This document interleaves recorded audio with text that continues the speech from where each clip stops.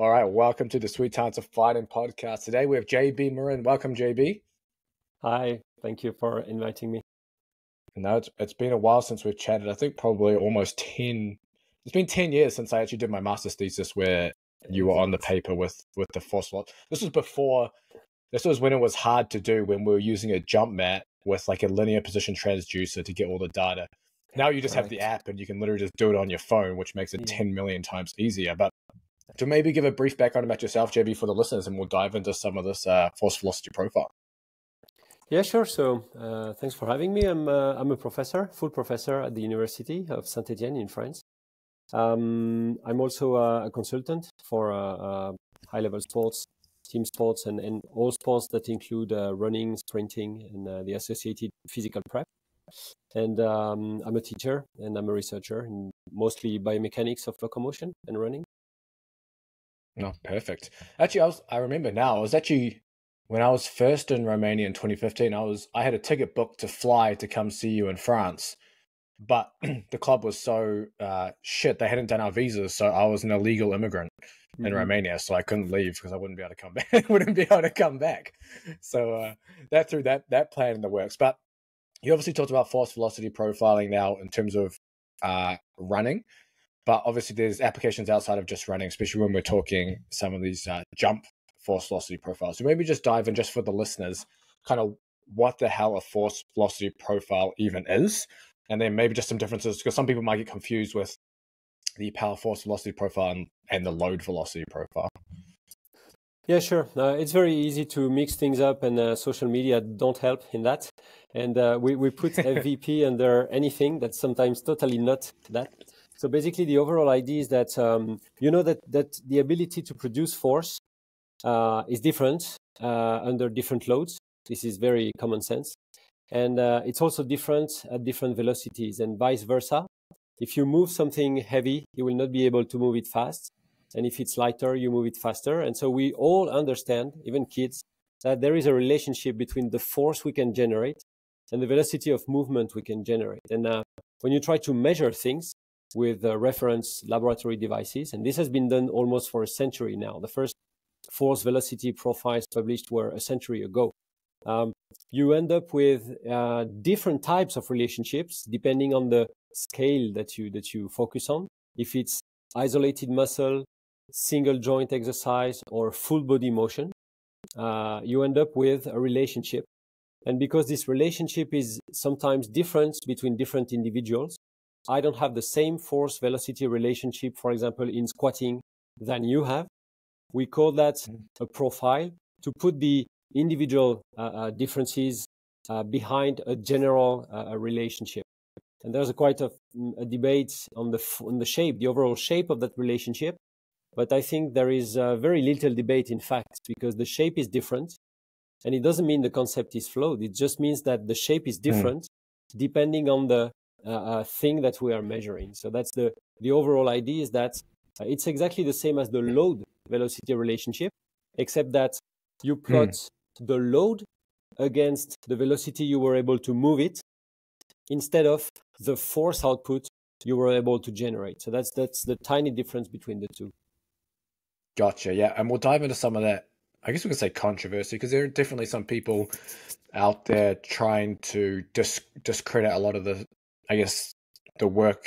I would probably say the work you've done in terms of this force velocity profiling. But before we get there, let's see if we can take this down the rabbit hole and get it practical for the listeners as well. So the force velocity profile, we talked about how it's an individual profile for the athlete. So firstly, how do you determine a force velocity profile for an athlete? And then once you've done that, what does that mean? What can I do with that data? Yeah. So it all depends on the movement you want to assess, because my profile in cycling will be different from my profile in squatting and from my profile in bench pressing and so on. So I think it has been studied for something like 20, 25 different types of exercises. We've had a student here doing a landmine push type of profiling. But let's say that we take a very simple one, a squat exercise. You will need to measure both the force output, so my pushing force during the squats, and my velocity of movement, so my velocity of leg extension during the squat, under different loads. Because if you want to have different points in that profile, you will need to have some points in, let's say, the high force / low velocity end of that spectrum, and some points in the middle of that spectrum, and some points in the high velocity, low force end of that spectrum. So let's say that if you ask me to do something like 4 to 6 different squats with different loads, ranging from my own body weight to, let's say, my body weight plus my body weight, let's say that, you will end up with some force output and some velocity output, and you will be able to draw my force-velocity relationship. And this happens in cycling. It's been published like 30, 40 years ago, squatting, bench press, all types, rowing, horizontal press type of push, sprinting, of course, and so on. So that's the overall idea. And then it will give you 3 main informations. First, the maximum force output that's possible for that system in that specific exercise. Very often we call that F max or F0 because it's the final end of the spectrum. Conceptually, it's very close to the 1 RM load or to the 1 RM force that you're able to produce. On the other side of the spectrum, it's going to give you the maximum velocity side of the spectrum. And if you mix both, you have an idea of the maximum power output.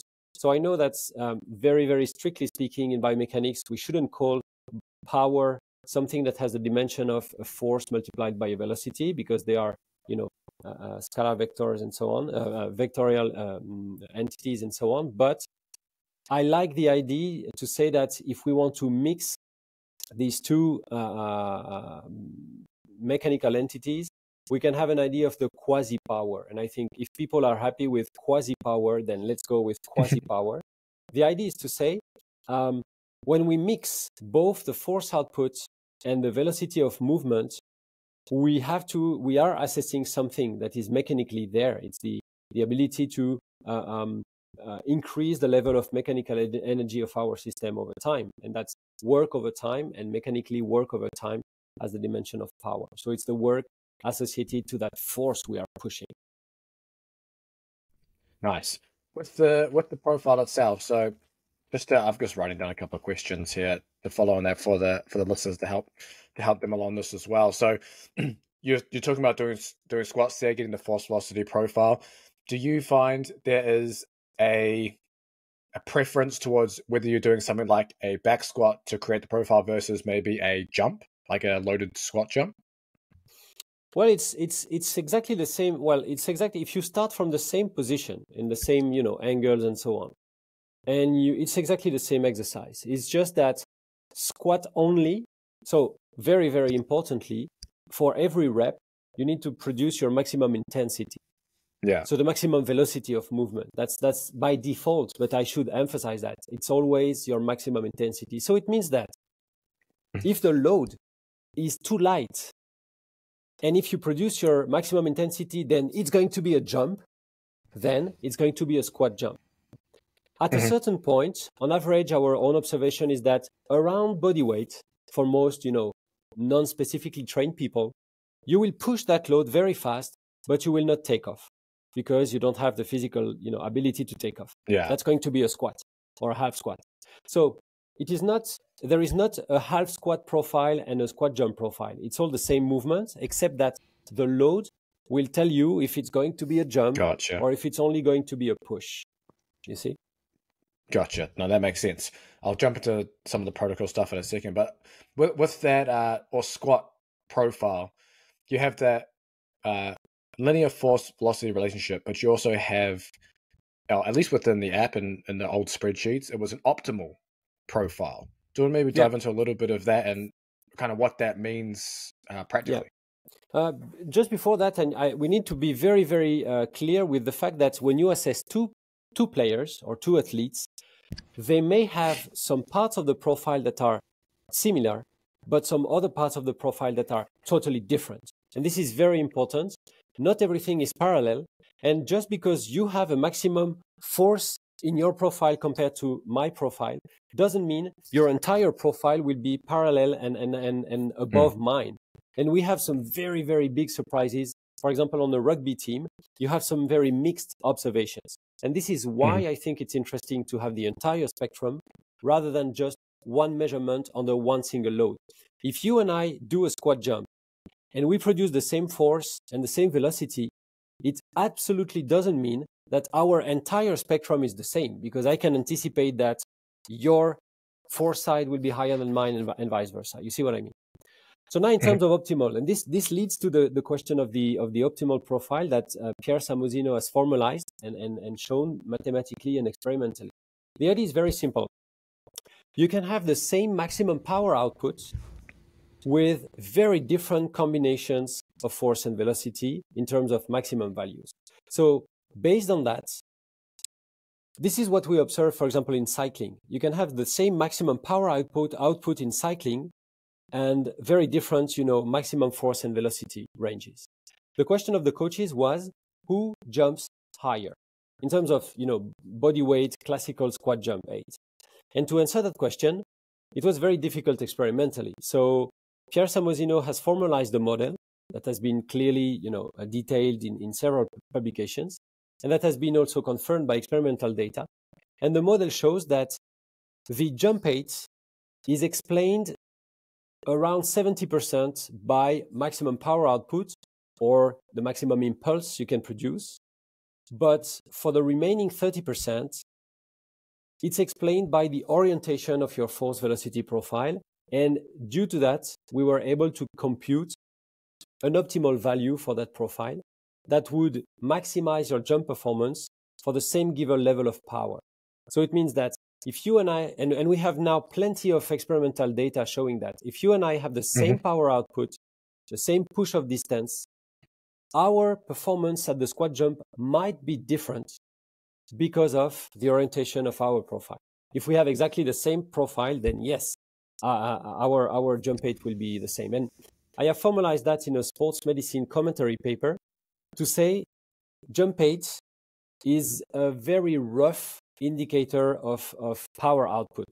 When you measure everything with a force plate, so there's no, field method debate, you don't have a perfect correlation between jump height and the maximum power output for the reason of the profile and the optimal profile. Nice.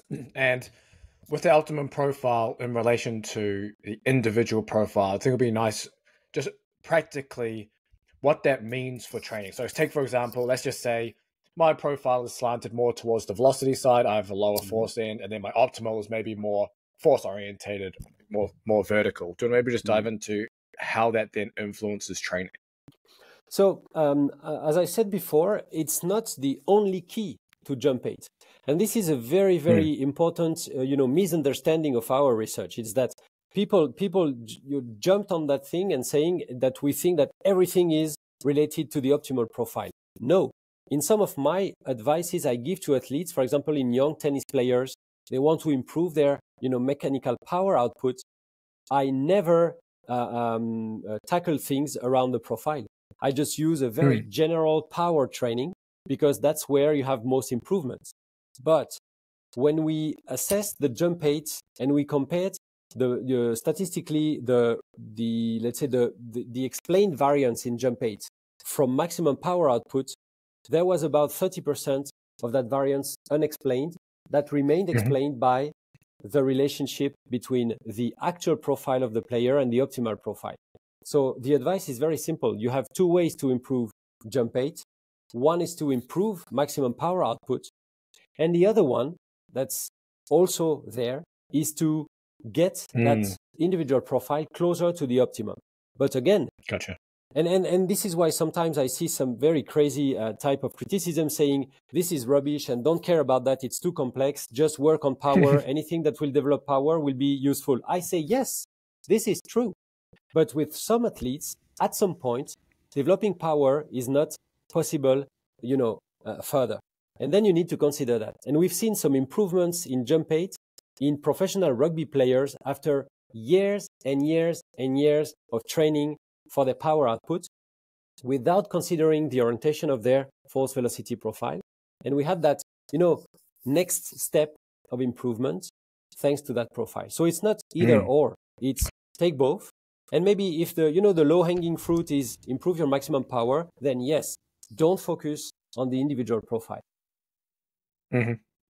I think as well, it can be an indicator, right? So, for example, in that rugby player, maybe a lot of their maximal power work is geared more towards, say, the force. Maybe it's like power cleans, loaded jumps, and things, but their profile is already kind of force dominant, and then that profile kind of gives you an indicator that, hey, maybe he needs more on the speed side to orientate that to improve power. Yeah. And the first question, the same thing, same misunderstanding with our research. We are not telling everybody to do that. The first question is the context question. Do you need to improve your jump height capability? The answer is no, then don't care about that. Do something else. The answer is yes, then okay, you can consider that. So if a frontline rugby player needs more force output, to push at the scrum and everything, and doesn't give a damn about jumping higher, then you don't consider the method and the approaches we provide. You see what I mean? But it is not the research that says you should jump higher. It's the context. And then the research says, well, this is what we found. I hope you're enjoying the chat so far. Before we get back to that, I just want to let you know that Sweet Science of Fighting is more than just a podcast. We have a full training app with strength conditioning programs for strikers, grapplers, and MMA athletes, so you don't have to think about what you're doing, and you're getting access to the latest scientific methods to improve combat sports performance. We have programs specifically for judo, for jiu-jitsu, for wrestling, MMA, boxing, Muay Thai is coming soon. All these things are going to be in the training app. We also have a private community where some of the coaches that have been on the podcast are in there to help you with any training questions and any performance questions you have. For example, Andrew Usher and Casper DeWitt. We also have some online courses within the training app. They cover strength, conditioning, mental skills, and weight cutting. And finally, we now have Ryan Villalobos in the community, a second-degree jiu-jitsu black belt, who is there to break down any of your grappling matches that you want seen to by a second eye. He's currently breaking down videos on a separate Sweet Science of Fighting YouTube channel, and he will break down your video within the community. So if you have a match or a roll that you just recorded, you can upload that in there and Ryan will break that down for you. So what are you waiting for? Jump down in the description. You can check out the Sweet Science of Fighting Underground. Otherwise, enjoy the podcast. Gotcha. So I guess in the context of combat sports, we have, say, grapplers that are more on the force end of the spectrum, strikers more on the velocity end of the spectrum. You got MMA kind of in the middle as a hybrid of both.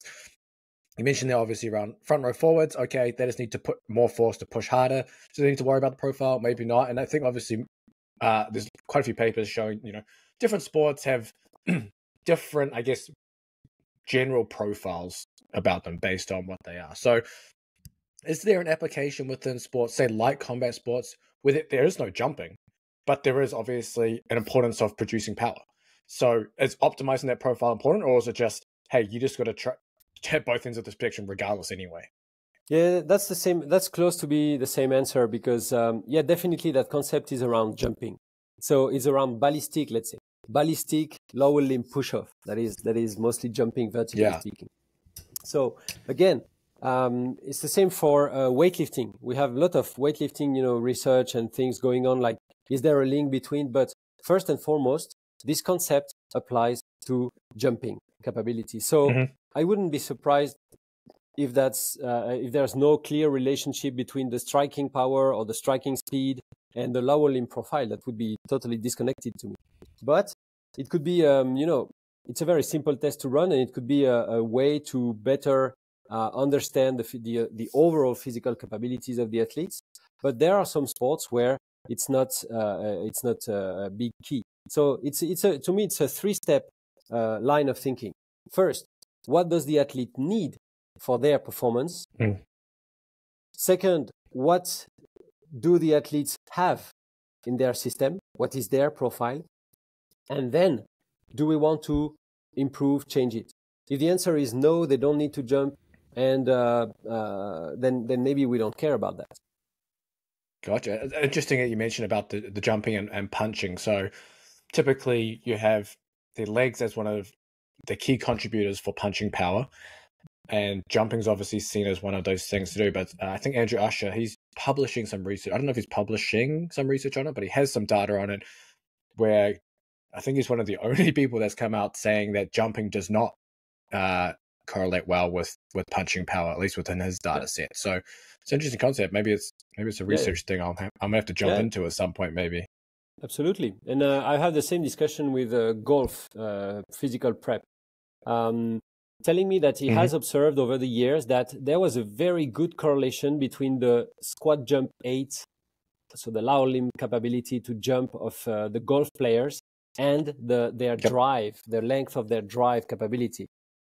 And so based on that correlation, that could be interesting. But again, correlation is not causation. So we need to focus on, okay, if I improve this, will the other one, the other variable improve as well? So, but again, there are some situations, some sports where it doesn't make sense to correlate. We don't want to push everybody to assess that. We just want to say, if you want and you need to assess that, then that's the way to go.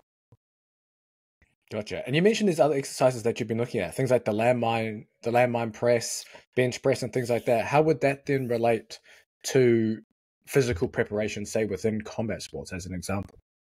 Yeah, so that was something developed by one of my master students there. He developed the reliability of a landmine throw test, actually, and he was able to calculate the force output in the direction of motion and the velocity of the load, basically, and of the arm push, and see that was clearly linear and that was reliable. So then it could have an idea of the overall force capability in that very specific type of motion. It was very close to. Gotcha. It was the closest he could find. Much better than the bench press. That is absolutely not close. It was a way to be closer to that punch movement. So, and then the idea is to say, okay, I want to better identify my athletes. I mean, that's the overall goal of all the methods we propose. It's to go one step further in identifying the force output of the athletes instead of using, throwing a ball type of test or just the jump 8. We know that jump 8 is a very good indicator of jump 8. It is not a very good indicator of the muscle and the neuromuscular system capabilities. Yeah, no, that makes sense. So that's just theoretically this landmine punch throw test. You've done a little profile, you get your little force velocity relationship. How is that then influencing, or is it influencing at all, much of the training program?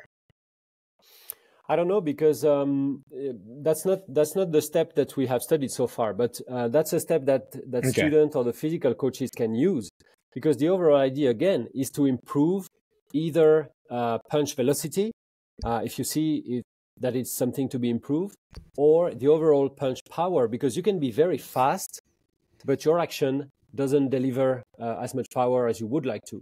So I think that's a good way to say, okay, again, the assessment is going to link the objective with the training content.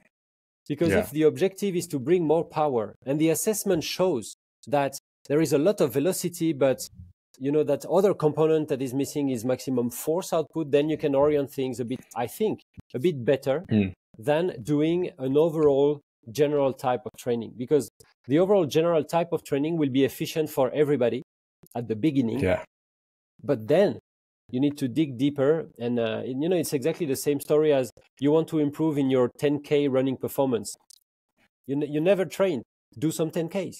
You will improve almost every time. But then you will have to dig deeper into what is my limiting factor, because I see that my 10K performance is plateauing by repeating 10Ks. You see what I mean? That's exactly the point. Yeah. So general training, I think, works at some point, but then you need to detail a bit more what's there. Perfect. Within the actual protocol itself, so let's just take the squat profile in itself. So something that I've used a lot, I don't know if it was our mutual friend, colleague Matt Brugali and yourself that put this forward, that I use with team sports, obviously, because you doing it by percentage of body weight is a mission if you've got 30 people, right? So it'll be a squat or a jump with no load, 20 kilos, 40 kilos, 60 kilos, and that was it. Is that something that you would still use, or are you doing something a little different now? Yeah, absolutely. It's my go-to. Okay. Perfect. The idea is that you need to have, in my opinion, there has been some publications showing that you can have the entire profile that's linear, you know, for the almost the entire spectrum, but that's, let's say, quasi-linear, so that everybody's happy. Nothing is never perfectly linear, you know it, except a 2-point relationship. But you can have that with only 2 points. A very light load, that's going to be body mass, and a very heavy load, that's going to be, let's say, body mass plus 75 to 100% of body mass. But I think if you can spend a bit more time, 4 points is a bit better for reliability, especially in people who are not perfectly reliable and used to testing. There has been some studies showing the relationship is unreliable when the people are unreliable in doing a loaded squat. I did that even yesterday with my master students. Half of the group had some very linear, perfect relationships. The other half, the R square, were, you know, totally wrong because, not because the concept is flawed, because they're, you know, they were not used to testing. So I found that 0, 20, 40, 60 kilos is very good because first, it's absolute loads. It means you can test many, many athletes around. We don't need relative loads because all we are looking for, everything we are looking for is 4 points down that spectrum, but it's the same spectrum. So if we spend a lot of time calculating, setting, you know, every player's load perfectly, we are losing time. The only modulation I can find is that if that's 60 kilos, so first, we never go below 20 kilos. So for very light athletes, young athletes, that might be a bit heavy at some point. But again, if you want to profile the players, they need to be ready to. So doing 0, 2, 4, 6, 8 kilos doesn't make sense. You will end up with some things that are too variable. And then if that 60 kilo load is a bit too light for that big monster, 100 kilos body weight and so on, then we push that to 80. Sometimes with Matt, and at the time we tested some guys with their own body weight, 100 kilos. It's a bit too much. You don't need that. But 80 is a good in between. And for lighter people, sometimes women and so on, if 60 is too much and there is no clear jump, it's like a squat push. Then we go to 40 and we modulate to have 0, 20, 30, 40 or something like that. We need to adapt the load. But remember that lightest load is 0, that's body mass, and the heaviest is very often around 75% of people's body mass, roughly. Yeah, I remember when we did the initial testing many years ago, and we were having the players jump with body weight on their backs, and man, that was scary. Yeah, we did it in pro rugby here as well, and it's scary and it's not necessary, because if you have a very good relationship that's reliable, and the highest load is 80 kilo, and the guy is a monster and he jumps 30 centimeters with 80 kilos, then that's fine. You don't need to have that extra load heavier.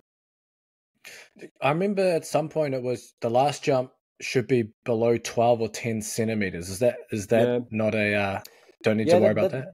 Yeah, that's something like a threshold, because below that, so 10 centimeters is, you know, if you jump less than that, it means that very likely either the load is too high for you or you're not used enough to jumping with that amount of load.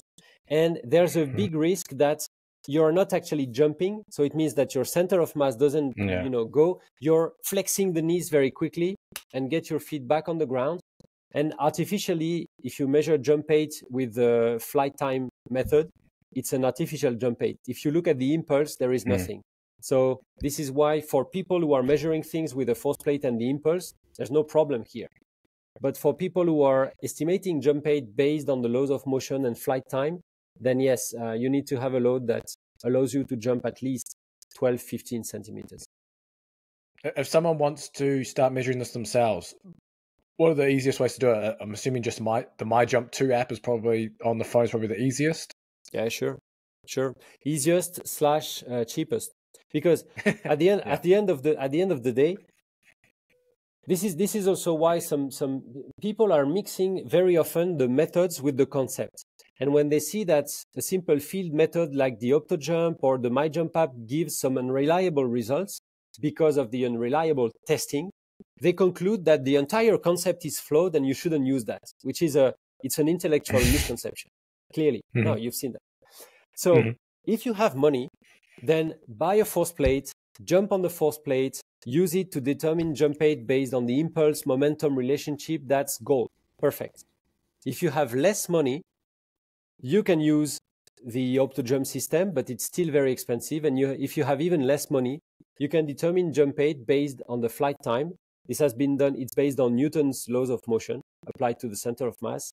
It's been done for the first time in 1974 in the research. And it's now integrated in that wonderful app, MyJump app. And I think there has been more than 10 or 15 validation studies comparing the app jump height to the force plate jump height. They all conclude the same. There has been some meta-analysis published showing the same. So now it's okay. We don't need more validation. It works, but be careful. As any device, you can have some very unreliable data by using it in an unreliable way. You give me any device here at the lab, I can have some very wrong outputs. Easily. Yeah, and that's based on the frame rate you film at, then the frame rate you input the everything, the angle of the phone, the everything. That's a very simple. But if your athlete takes off with the foot like this, and then in the air brings the foot to land with a flat foot, you have 5 centimeters wrong estimation. That's it. If the day after it doesn't do that, then you have an inter-day difference of 5 centimeters. Will you conclude that the method is wrong? No. You will just conclude that the test was done in an incorrect way. Yeah, I've had plenty of weird results before, and and I know something's gone wrong or something's gone down. That's the easiest thing to do, a wrong test. It's tricky though, because even for me, if I do a force velocity profile now, it's always from a squat jump, so pausing from the measurement I made on a box or with the thing on the rack, because the counter movement jump, I cannot get that right ever. Yeah. Like just putting a band at the height to touch and go, it's so variable in the depth that I just can't get the consistency. I don't know if you to be honest, yes. And there has been some studies showing that the CMJ profile was not reliable with some athletes who are not reliable in that CMG depth. What we've observed is that when people are used to do it, and they are physically skilled enough to be reliable, we observe that when the CMG depth is reliable, then the push-off distance is reliable by definition, and the measurement is super reliable. So that's, again, I am not very powerful and I'm not very skilled at jumping, but believe me, if I do 10 reps, I will do 10 reps with less than 1% difference. So that's also part of the test. Yeah, I'm pro in reliability, not in performance. Oh, perfect. But it's exactly like it's exactly like a basic running test. I usually, when we have debates around the FV profile, I take people to the physiological test. Take a Bronco test, or take a very simple, Cooper 12 minutes test. You can be very, very, very variable in that, just because you don't know how to pace yourself. Yeah, and then you can become very, very reliable after knowing how to better pace. So you will never conclude that you should not do the Bronco because it's too variable. You will conclude you should get familiar with the Bronco so that it becomes reliable. Yeah, because I've had people go out too fast on certain tests and then they gas themselves out. Of course, especially young people. Yeah. Or untrained people. Exactly. So just to bring this back to combat as well. So we've somewhat answered this, but just to kind of cement it for the listeners as well, is this some kind of force velocity profiling for improving maximal power development? Is there any real use within sports that don't involve jumping or sprinting? So honestly, I would tend to say yes and no, because basically it's like it doesn't make sense. Okay, because if jumping is not one of the key performance components, then there's no point in improving jumping. But there might be some indirect types of transfer that we don't know, because we don't know everything. I'll give you an example. I've been in touch with a pro cycling team, okay, and they wanted to improve their sprint power, their sprint performance for their road cyclists. And one of the physical coaches said, okay, we usually do strength training And we usually program the strength training, without too much thinking. I'm just going to try and have the guys, orient their training according to their jump profile, just to have something more, different. Mm-hmm. And he observed that by doing so, the guys improve their sprint power, their cycling sprint power. So it means that sometimes just by better identifying the mechanical capabilities of the system, regardless of the future application, you can have some things that are interesting. But again, there are some sports in which I would tend to say to people, yes, forget about that. It's not important. I give you the example of tennis. I work a lot with tennis now. Measuring the entire sprint profile for tennis player is almost useless because everything that occurs after 3 seconds of all-out push is absolutely irrelevant. So I have no reason to say, okay, we want to push the maximum velocity of that player, because that's not the objective. So we need to go through a deep analysis of the performance itself first to then answer that question. But again, we don't push everybody to measure and improve their profile, of course. Gotcha. Actually, on the sprint, this is kind of away from combat sports now, but on the idea of sprint profiles. So when I was doing sprint or horizontal force velocity profiles to some of my players at one point, the only way I could really, I guess, influence programming was kind of taking almost like a Z score and then grouping them based on the group average on, I think it was on ratio of force in that instance. How are you doing some kind of individual or influencing programming from that sprint force velocity profile? So in sprinting, it's a bit different because the concept and the mathematics and the modeling behind is a bit different. Overall, Pierre Samozino has shown that, yes, there is about the same concept that for the same maximum power output, the performance will be different with different slopes. Yeah. This is the theoretical part of things and the mathematical part of things, and it's been clearly demonstrated. But the bad news, let's say, or the in terms of application, is that first it will depend. The performance in sprinting will depend on the performance on the distance you select, which means that for a different distance there will be some differences in the optimal, let's say, profile, which is very different from jumping, because jumping is just jumping. Sprinting doesn't mean anything to me, because a 5 meter is totally different from a 30. You agree with that? Yeah. So that's the first bad news. And the second bad news is that for most distances, the optimal profile is something that is very, very far from the typical human standards. So in terms of programming, we are doing some research to dig deeper, but in terms of programming, I would address things exactly as you proposed. Having a group reference or a level reference, having some normative values within the group or with external references measured with similar devices, and having my own references. We usually, when we work with team sport players, we usually use the median of the group on 2 or 3 main variables, and we bucket players like is above or below the median on that variable, that variable, that variable. And then for the training, we always ask the question, do we need that variable to be improved? Yes, no?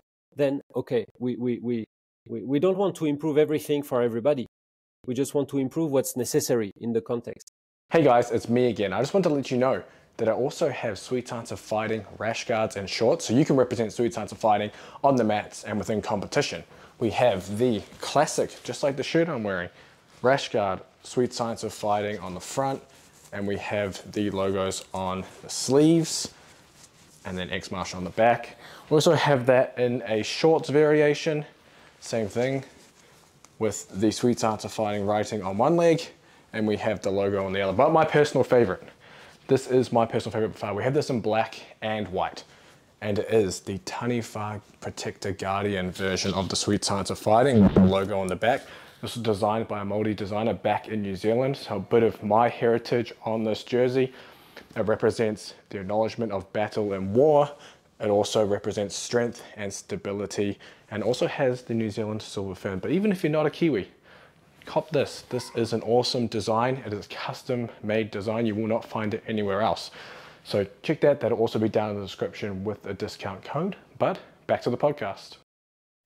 Is what's the variables then you're looking at? Are you looking at ratio of force on that, or are you Yeah. looking at just some of the other mechanical variables like force, velocity, power? No, so to me, in most sports where acceleration is key, we tend to look at two things: the maximum force output, the maximum horizontal force output, and indeed the ratio of force. Because the ratio of force will tell you if the maximum force output is coming from a high force capability with an average or a bad orientation capability, or for the opposite, a very, very, very good orientation capability of an overall magnitude of force that is lower. And until you measure that, there's no way you can estimate that.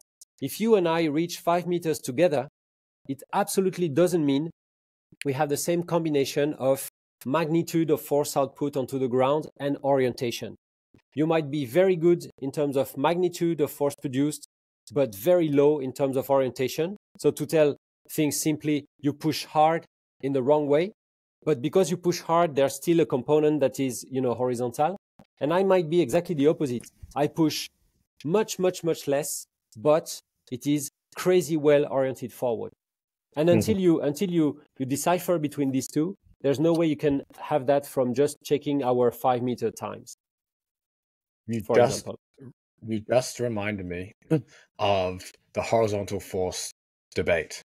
I haven't thought about this in a while, and there's been same thing with the force velocity profile. Same thing. A lot of detractors about it saying there's no such thing as horizontal force. You just turn the stick figure on its side, and that's horizontal force. Do you want to maybe just dive into that? But for me, let me explain my understanding, and I think my favorite way of I guess countering that, at least in my head, when I was talking to Matt Brugali about this a few years ago, he linked me a study showing the difference in muscle activation based on a vertical jump versus a broad jump, and how much more the hamstrings and glutes are involved in something like a horizontal jump, which means it's not just turning a vertical to a horizontal stick figure, because the muscle coordination is so different. So it can't just be the same. Do you want to maybe just dive into it, maybe explain it far better than I did? Yeah. Taking a stick figure and rotating it to say this is the same thing in the other way is absolutely not serious, in my opinion, because it would mean that you also rotate the gravity field.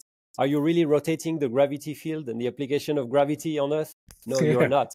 So to me, to summarize things, it's very simple. There is no horizontal force. It's correct. There is the ground reaction force. There is only one vector. But because it's oriented in a way onto the ground, it has some components, and we can have two components in the sagittal plane of motion, one that is vertical and the other one that is horizontal. So for example, if I jump in place, I did a full slide with that a few years ago. That's very fun. If I skip in place on my force plate, there will be the ground reaction force and there will be no horizontal component. There will be only vertical component. Now, if I skip and I move forward, there will be the same amount of force because my body is pushing down the ground the same. But because it will be oriented forward, there will be a component that is vertical and there will be a component that is horizontal. That's the component that will allow my center of mass to move forward. And now the funny thing is that if I skip the same, I'm able to skip and move backwards. And you will see on the force plate that the vertical component is exactly the same, but the horizontal component is the same but negative. It's oriented backwards. So it means that in sports, every sports movement is two things: how much force is impressed to the moving body and what's the orientation of the force.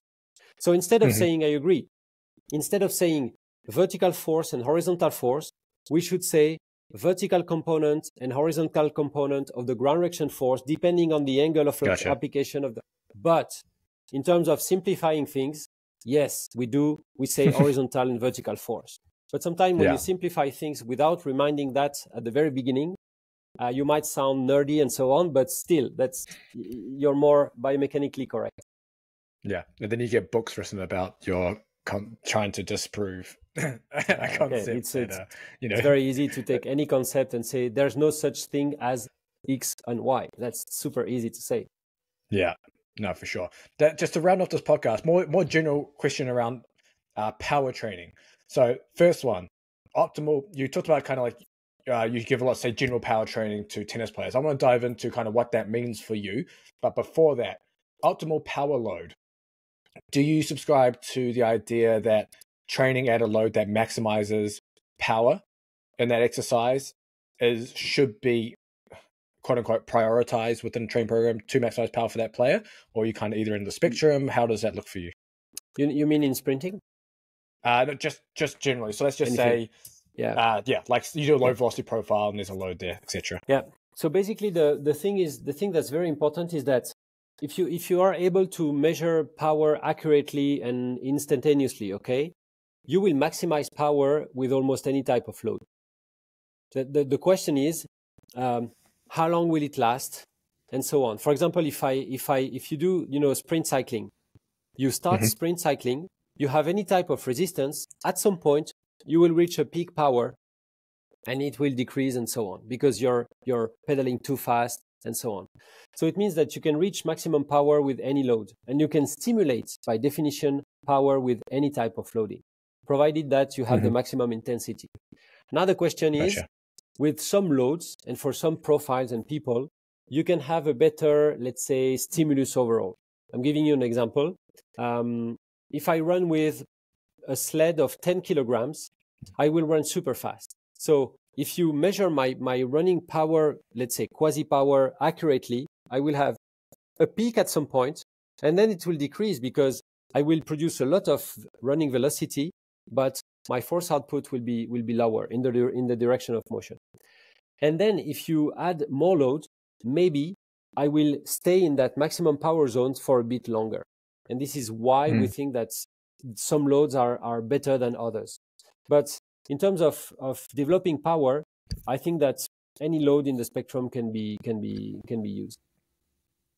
Perfect. So in terms of, let's just say, general power training for tennis, since you're working a lot in tennis now, how would obviously very general question because there's a lot of things going on, but how would, say, a general program look, and are there certain exercises that you typically lean towards for you to develop just general power? So basically for tennis players, except if they have good reasons to work on the lower limb push-off power, we usually want them to cover court more, so to have more powerful displacements on court. So very, very first approach that we have is to improve power in explosive movements of 1, 2, 3 steps. So for that, we work a lot on, for example, starting sprints out of lunges positions, starting sprints with loads and so on. We want their 1, 2, 3 steps pushes to be as powerful as possible. And we always include in the program some unloaded situations that are closer to the tennis movements. But there again, if you think that you're going to improve movement power by just doing some sprints without resistance, that's going to work. That's going to work with beginners, untrained people. You're going to get some results. But at some point, you're going to have to overload the system because the same thing will not result in gains more. So we are very specific here with tennis players because for the players I work with, the margin of improvement is there. We don't even care yet about profiling them. We usually use that general type of power training, and then with the most skilled ones, and when performances start to plateau, we're gonna think further with the individual profile. Does your exercise selection then gear towards that kind of vertical horizontal component for that ground reaction forcing? So you don't care if it's purely vertical based exercise or purely horizontal based exercise. You're just kind of looking to do something with high intent. No, we do both. We do both because they have some working time at the gym. So the idea is to work both on the non-sprint specific type of lower limb power, if that makes sense. Yeah. With some type of loaded jumps, loaded CMJs, very explosive deadlifts and so on, trap bar deadlifts and so on. And then we move on the sprint specific type of maximum power. We try to combine both. Yeah. Because, they also spend some time at the gym. But what you said is very important. we always focus on quality and maximum intent. Maximum intent to me is the key to developing power. When I see some athletes squatting and it's not heavy, it's not fast, and there's not many reps, so it's not endurance, I say it's neither maximum strength, nor maximum power, nor endurance. What is it? Correct. It's nothing. So maximum intent. Junk volume.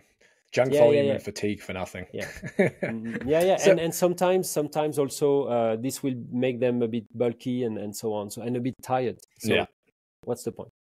Yeah, exactly. So are there certain sports then where you would maybe gear more towards, say, a horizontal style power? Let's make it basic. Horizontal style power training versus a vertical style power training, and maybe lean more towards one in the program than the other, or you just always kind of combining both as is, say, for example, in some sports that need it? Yeah, I wouldn't say well, of course, it depends on the sport, because some sports have some very, very horizontally oriented specifics by definition.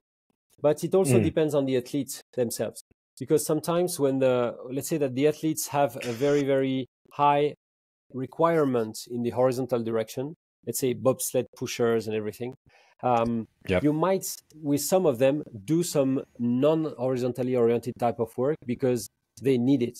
They need that unspecific type of development because they really start from scratch, and you don't want to be fully specific there. But then at some point with some athletes, when that type of non-specific work is just a maintenance type of work, you know that you're going to focus a lot on the horizontal projection and so on. This is what you do basically with most trained people. Yeah. No, perfect. I think that's everything I wanted to ask you here, JB. But where can people find you and follow you and keep up with what you're doing? Very last thing, if you allow me. Yes, go. That has not been published, but some case studies will be published here and there. We have some results of professional elite NCAA athletes, professional rugby players improving their sprint capability even after years of professional training by focusing more and better on that horizontal projection and things. So it's nice. There's still some margin of improvements. Where can people find me? Well, basically social media, X, Twitter, Instagram, and my website, jbmorin.net. And perfect. I tend to publish there the research that we produce, the research that I find interesting. So that's the way. Awesome. And I'll link all those up in the description. And people can follow you there. But thanks for coming on, JB. I really appreciate it. Yeah, cool. My pleasure.